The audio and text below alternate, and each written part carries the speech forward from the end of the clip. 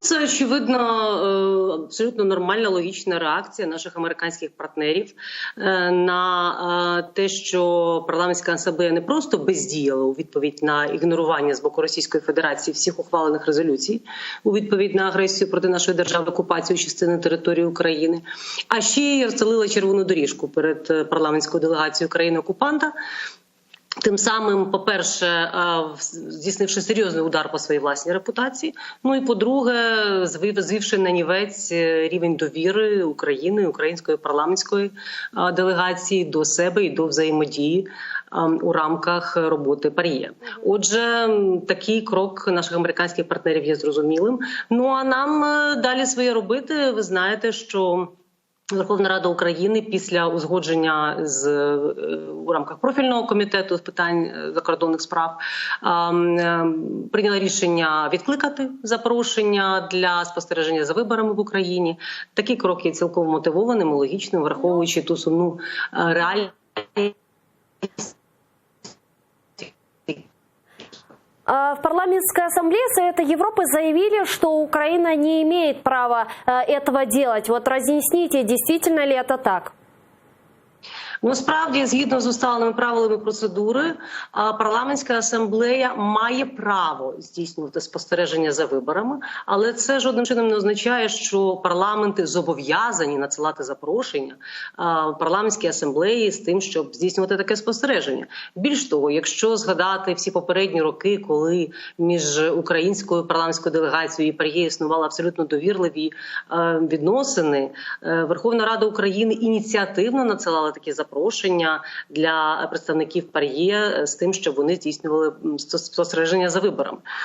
А враховуючи те, що ми стали свідками абсолютно патологічних процесів, які зараз відбуваються в ПАРЄ, і це засвідчило росіян, маємо те, що маємо, і відповідно таке рішення було ухваленим. Ми поки що не отримували жодних запитів представників з тим, щоб можна було якимось чином передати їхні документи для реєстрації в ЦВК. Ви знаєте, згідно з законом України, представники міжнародних спостережних організацій можуть направляти документи або напряму, або через МЗС. Станом на зараз таких звернень не було.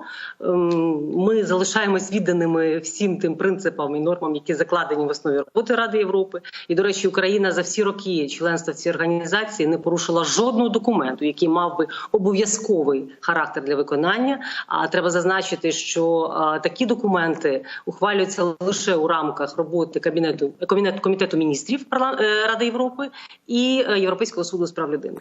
А парламентська асамблея є дорадчим органом. Про це варто не забувати. Скажите, это не последние меры, которые планирует предпринимать Украина в отношении ПАСЕ из-за возвращения российской делегации? Что вы еще планируете делать? Какие ответные меры еще вы планируете предпринимать?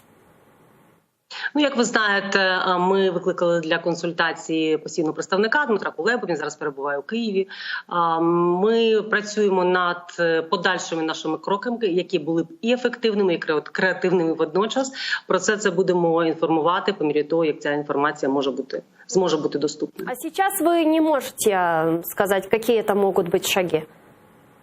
Ну, я можу лише сказати, що ми однозначно опинилися в ситуації, коли треба будувати нашу взаємодію на таких прагматичних засадах. Тобто ми будемо виходити з тих реалій, які є.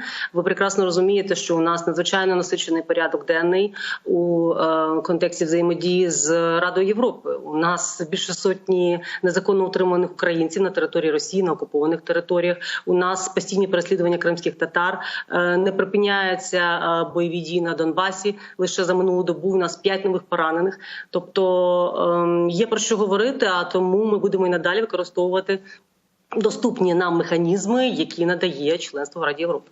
И последнее, что у вас хотели спросить, вот на своей странице в Facebook министр иностранных дел Украины Павел Климкин заявил, что у команды президента Зеленского нет модели внешнеполитического видения, а его окружение много противоречит себе в вопросах борьбы с агрессором на востоке страны. И мы знаем, да, что Климкин сейчас ушел в политический отпуск. С чем вы вообще, с чего, как вы думаете, почему возник этот конфликт? Потому что вот Многие начали говорить, что якобы министр иностранных дел Украины Павел Климкин нарушил какие-то договоренности сторон, в данном случае Российской Федерации и Европейского Союза, в вопросе освобождения украинских военнопленных моряков.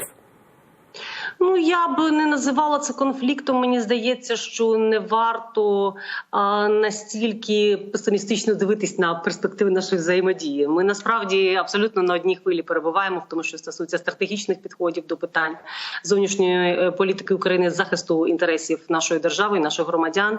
Тому попереду у нас багато важливих заходів. Ви знаєте, що вже 8 липня у нас відбудеться 21-й саміт Україна-ЄС. Є до чого готуватись. Це подія, яка вимагає консолідації зусиль. Ми працюємо спільно над тим, щоб зробити ці зустрічі якомога більш ефективними.